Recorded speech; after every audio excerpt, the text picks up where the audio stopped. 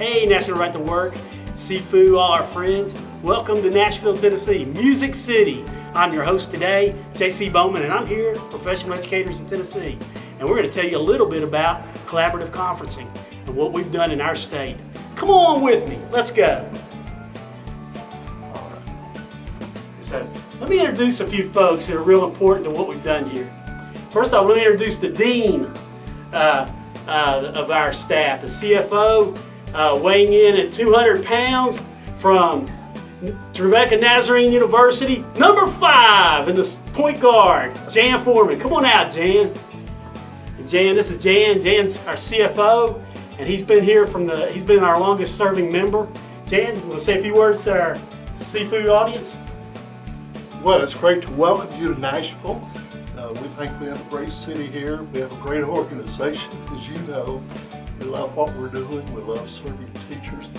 And I love serving with professional educators of Tennessee. Thank you. And let me introduce our legal eagle, our general counsel, Mike Shepard. Mike, come on out. I didn't want to name his weight and tell him number 7. He's our power forward. He's our general counsel. Mike, tell him and welcome the crew. More like a power guard. We lend a lot of legal services to our members. We enjoy working with them. That's what we're here for, and it's a good organization, and we enjoy being here and working for the good of education. Thanks, Mike. And we appreciate all Mike does for our legal team. We have a lot of staff that are out today, but today the most pretty staff member we have in our house and in our office weighs 105 pounds. She's under 30 years of age.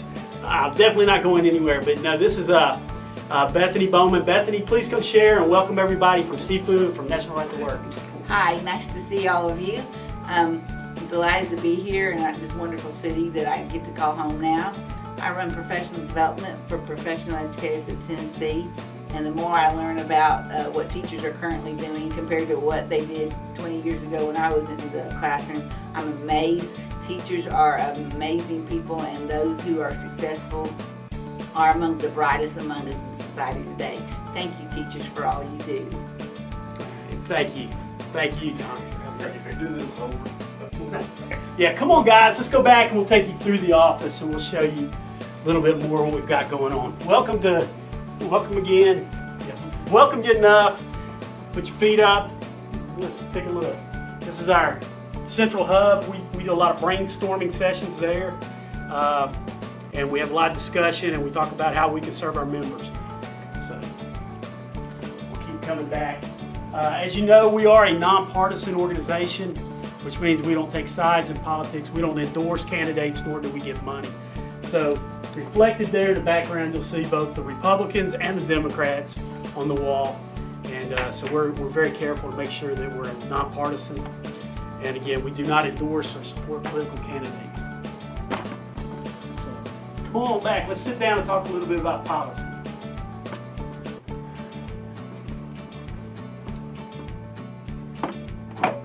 Hey, welcome back. And today I'm going to tell you a little bit about Professional Educators of Tennessee. We've been very simple in our philosophy of how we've grown, and we've basically doubled our membership in the last 3 years. And we've done it based on 3 things: member benefits, professional development, and legal services. And that's been our cornerstone of our growth. And we've borrowed a lot of things in professional development, for example, from ATPE in Texas, and also from our sister organization in Georgia, PAGE, Professional Association of Georgia Educators.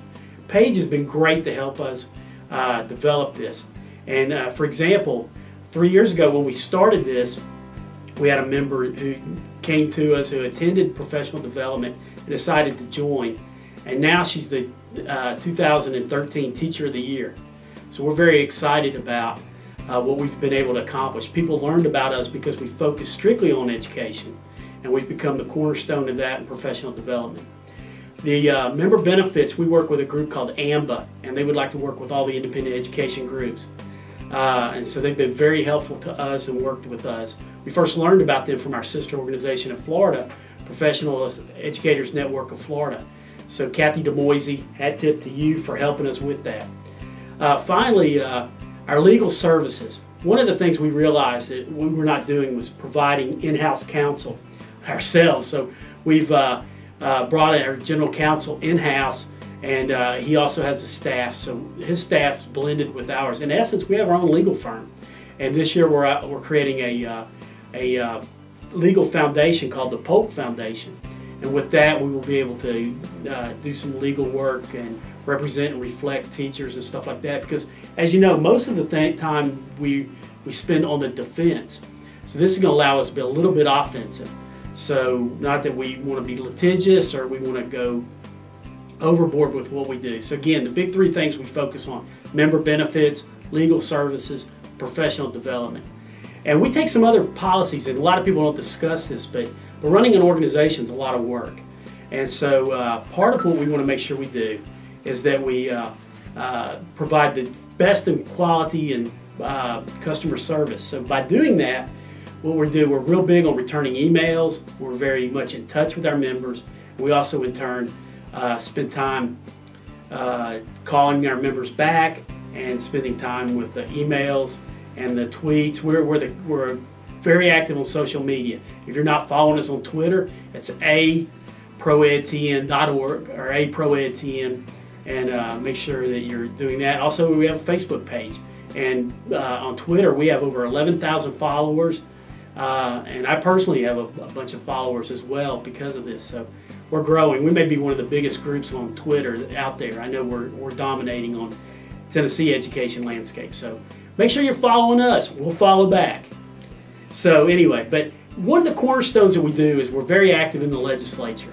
And I have a benefit because a lot of people know this. I previously worked for Governor Bush in Florida, and so I have a lot of experience in education, and I've cut my teeth on. I've basically been active in politics my whole life. I went to Boise State in high school, and it's just come second nature to me. So I love politics, love it enough that I wanted to walk away completely from it. And every time I think they're out, it's kind of like the mafia. They drag you back in.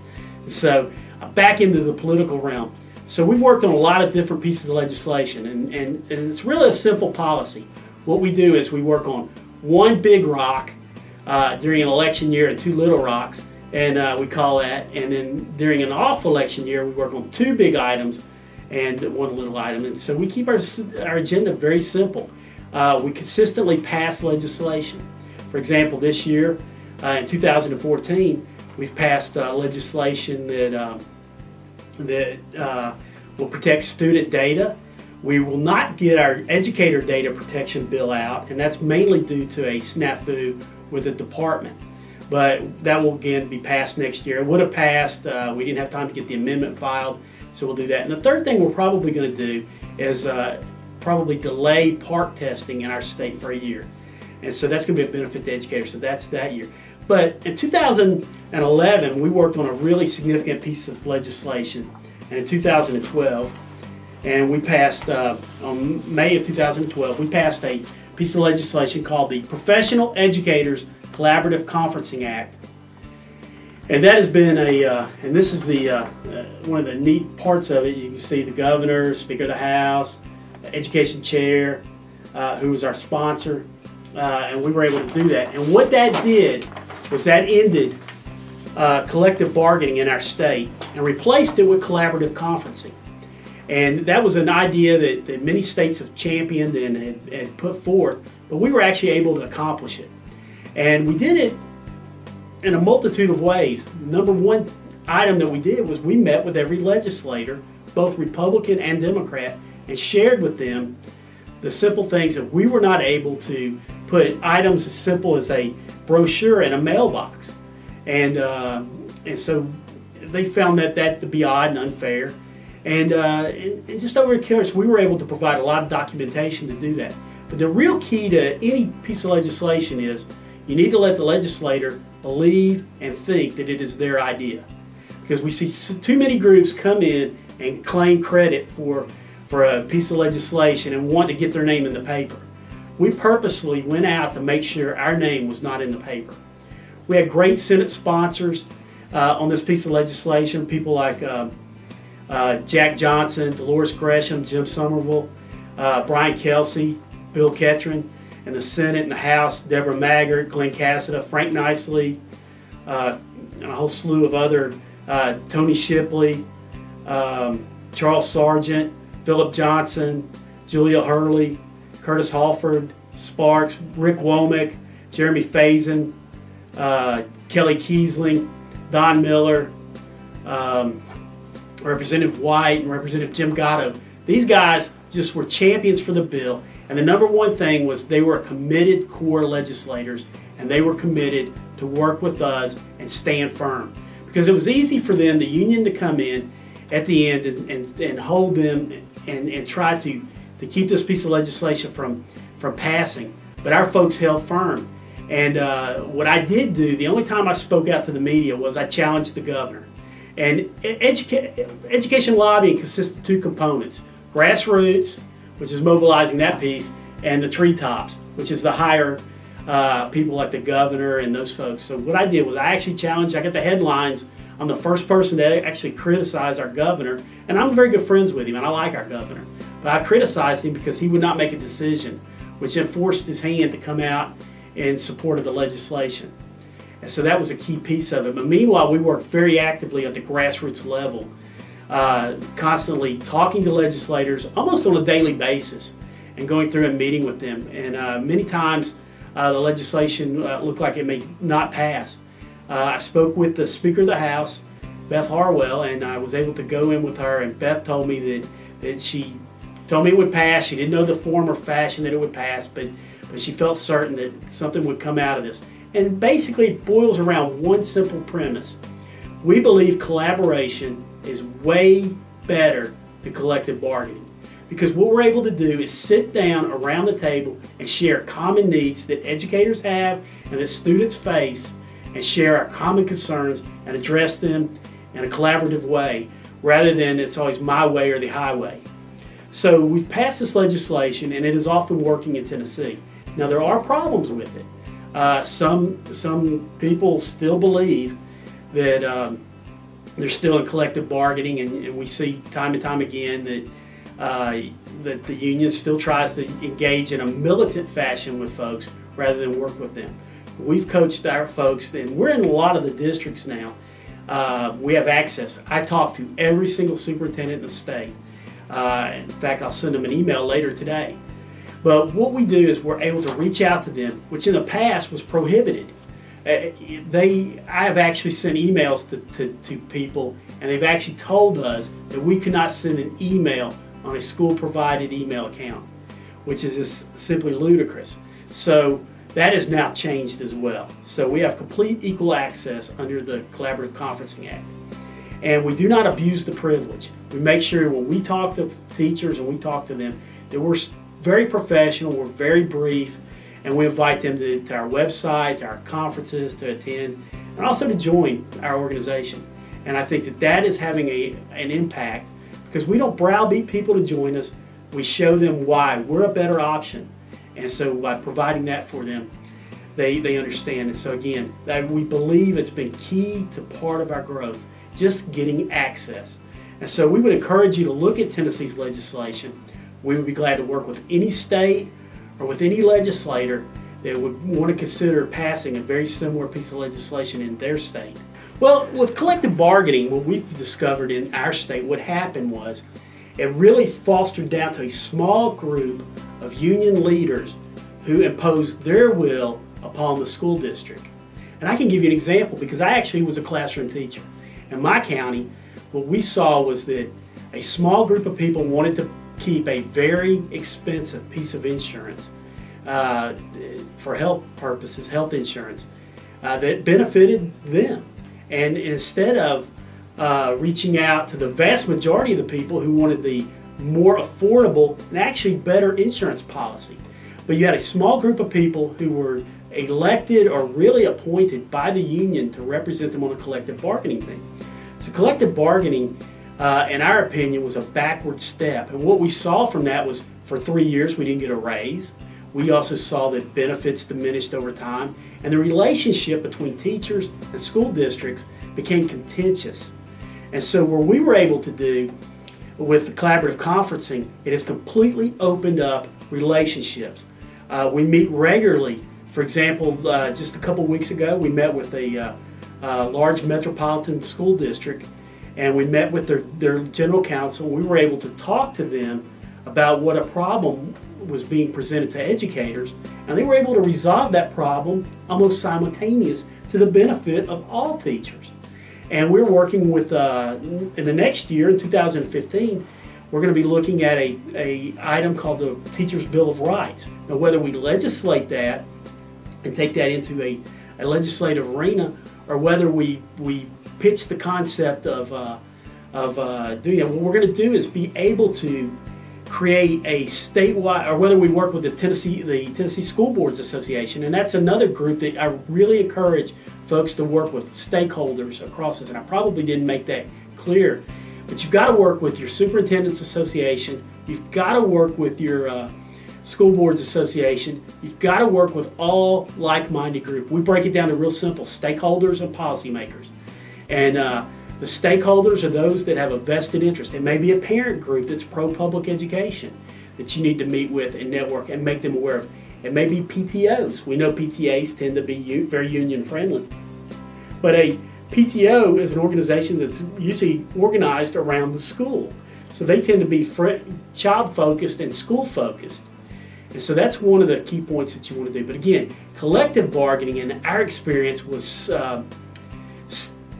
stifling. It kept ideas from germinating. It kept people from collaborating. Kept people from working together. It kept people in the same building from reaching out across the aisle to work on very, very common problems that they could have addressed if it could have been brought to the attention of administration. Whereas collaborative conferencing, which is what we're advocating and what we support, is interest-based bargaining. And so it's what you're doing is interest-based. You're sharing common interest and you're addressing those issues. And so by doing that, we're able to bring issues to the forefront of the administration that they may not even know exist. Many times we've seen this happen time and time again. The teachers could have gotten raises, for example, and they were prohibited from doing that because they hadn't been bargained for.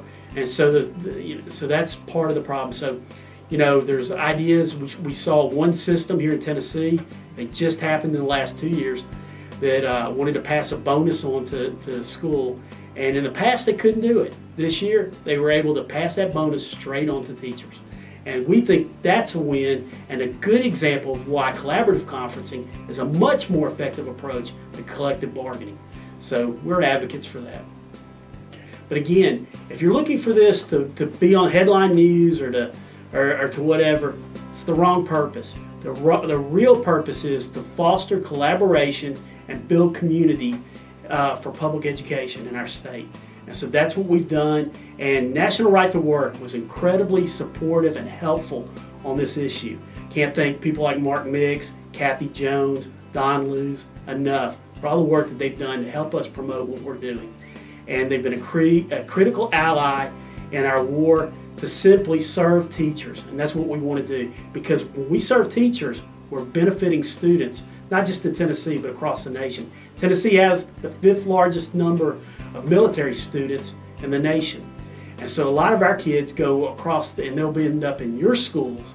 And so it's important to me, I think, that we get the best teachers for them. And we think that we represent the best teachers in the state of Tennessee.